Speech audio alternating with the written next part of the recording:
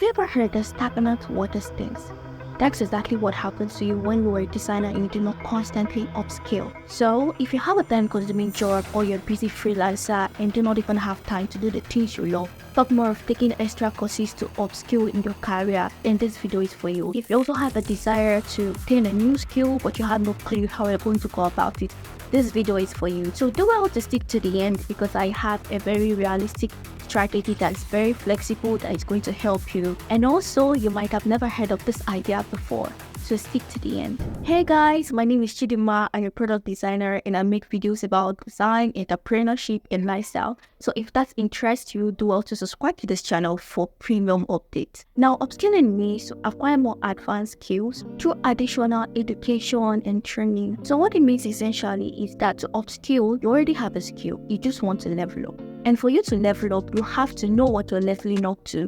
And that brings me to the first point. When you're trying to upskill, the first thing you need to do is to identify your skill gaps. So here is an effective technique that I've used that can help you pinpoint the areas in which you need improvement. So the first time I had the desire to grow my skills as a designer, the first thing I did was to go to UI UX job sites. And the first place I went to actually was LinkedIn. So you can use any job site of your choice. In my own case, I used LinkedIn. Now what you're going to do is to go through these job listings and look out for the common skills that recruiters and companies are looking out for in a designer. They could include skills like good research skills, good problem solving skills, critical thinker, good prototyping skills, and good wireframing skills, etc. Now, depending on your area of interest or the particular sector you're passionate about as a designer, you can make a list of the top 5 skills that are always mentioned in which you lack and would like to gain. Now, by understanding what skills are in demand, you can tailor your learning effort to fill these gaps and make you a much more competitive candidate in the job market. Now, aside hard skills, this can also be replicated when it comes to the tools you use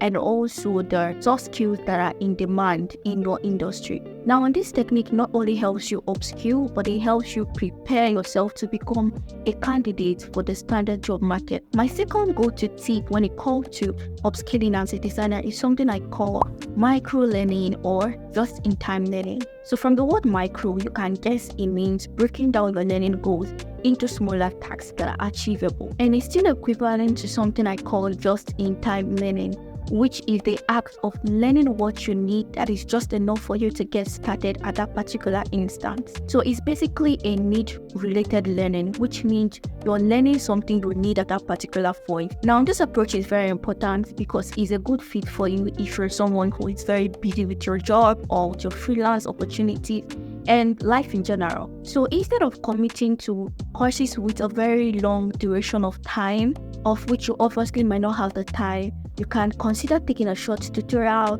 reading a blog or a newsletter, or even listening to a podcast that educates you on that particular skill. Now, there's absolutely nothing wrong with taking long courses. They are great and also can give you a means of earning a certification. But in a scenario where you're a very busy type of person and you barely have time to do the things you enjoy, talk more of investing it into taking long courses, then this approach is a very good technique for you to implement. Now, the goal is to implement what you've learned and gain visible results. The goal is not to spend long hours learning. The goal is to be able to do what you want to do without making so much mistake. The goal is to be able to achieve what you want.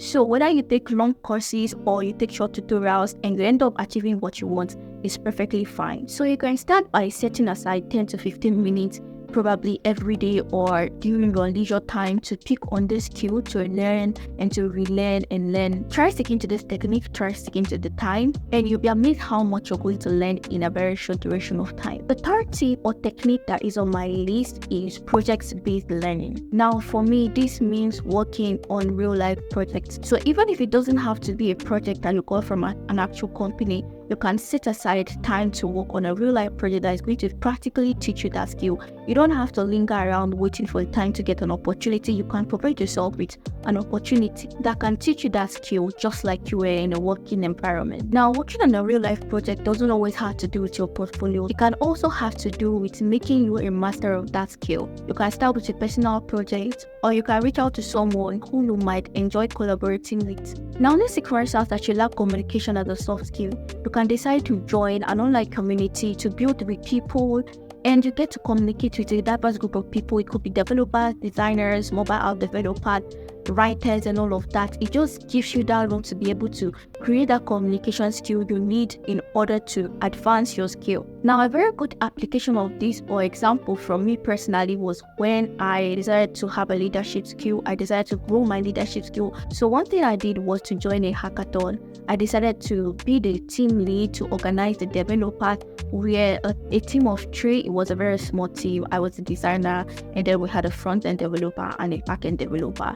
And I did the whole leading of the team, checking up on people, asking questions, asking the progress and all of that. And it really did build my leadership skill to a point. So if you're looking out to build soft skills like leadership skills, communication skills, presentation skills, you can work with people. It could be through a hackathon, or you can work with the community of people. You can collaborate with people. It will really build your skill. Or if you're tilting towards the aspect of, building your wireframing skills, your prototyping skills, your research skills, you can decide to take on a challenging project that can help you build on that skill that is focused on that skill that you're looking to build, and build up that skill. You might not be a master by completing your first project. It is something that builds up, so feel comfortable to keep trying on different projects that is tailored to different skills. So hey, if you're enjoying this video so far, please do drop me a like to tell the algorithm that this video is nice and it gets suggested to other people. And don't forget to subscribe as well so you don't miss out on any updates on this channel. Back to the video. The tip number 4 on my list is joining communities. You guys, I am not an avid advisor of joining communities, but I will tell you that I'm also a benefactor of joining communities. Joining communities will skyrocket your career, but it depends on how you do it. And this is the exact way I advise you join communities. Now, every community has its purpose. And I love communities because in there you can find too much support, you can find motivation, you can even start amazing friendships to help you with getting feedbacks on what you're doing, which means you get to grow at a faster pace rather than doing your whole learning solo. It will help you connect to people that have the same career goals as you and can inspire you to get to where you want to be. It can also be a very good opportunity for resources you need for learning. And lastly, it can also help you get opportunities that can change your life. So I advise you join communities, but I am also an advisor of joining communities that is tailored to what you want to achieve or where you're going to. I don't always like to talk about joining communities when it comes to building your career because some people do it very, very wrongly. You should only be joining communities that is tailored to who you are or what you want to achieve. So I see people who are in so many communities. Communities no longer serve the essence of why they're there, which is learning. And most of the times they get distracted instead of being productive. Instead of learning, they get distracted from these communities. So if you find yourself in communities that no longer serve the purpose of your learning, it's alright to leave. It's very, very proper to leave because the goal is to achieve more. The goal is to do more, not to spend the extra time you have being active in a community that no longer serves the purpose. So personally for me, I only have 2 communities that I'm currently active on. One is a Discord community where I learn about how to build a business, and the second one is just a community where I learn how to grow my LinkedIn and connect with professionals that can help me career-wise. So these are the only 2 communities I am part of, and it is the community that is currently serving me where I am. So if you find yourself in a community you don't actually want to live in, it's okay to archive it, but do not be active. Do not waste your time on communities that no longer serve the purpose of your learning. And I will say that communities are actually a great way of growing and learning because I am a benefactor of it. I've met people that have changed my life. I've met people that have inspired me. I've met people that I'm growing with from communities. So they are a great way of learning. They also help you with free resources that can skyrocket your career, and I highly recommend that, but do it rightly. And that leads me to the last tip, which is leveraging online resources. So I've noticed that sometimes some people undermine online resources. If you're one of the people that undermine online resources, you need to rethink them, because I'll tell you that I am a self-taught UI designer myself. Then I had to learn and gain knowledge from online resources that were online. Most of them weren't paid for. They were just lying online.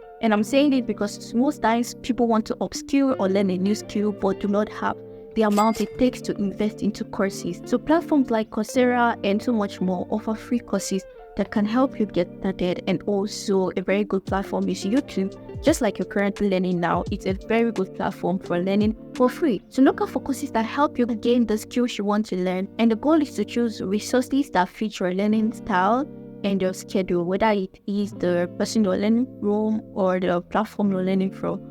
All that matters is that you're able to implement what you've learned and gain valuable results. So to bring this video to an end, upskilling all boils down to discovering the skill gaps and then managing your time effectively in such a way that it helps you learn and it spurs growth in your career. So that's basically all for today. Thank you guys so much for watching. I hope this realistic tip of mine help you to upskill as a designer even with your busy schedule. So if you found this video helpful, please do give it a thumbs up, share with your friends, or share with people you know it will be very valuable too. Also, don't forget to subscribe for more content like this, and don't forget to let me know down in the comment section the tip you're going to be applying from this video to upskill as a designer or as a creative, or if you have any other strategies that work for you, also let me know because I'm also learning. Until next time, keep learning. I'm going to see you guys next time. Bye.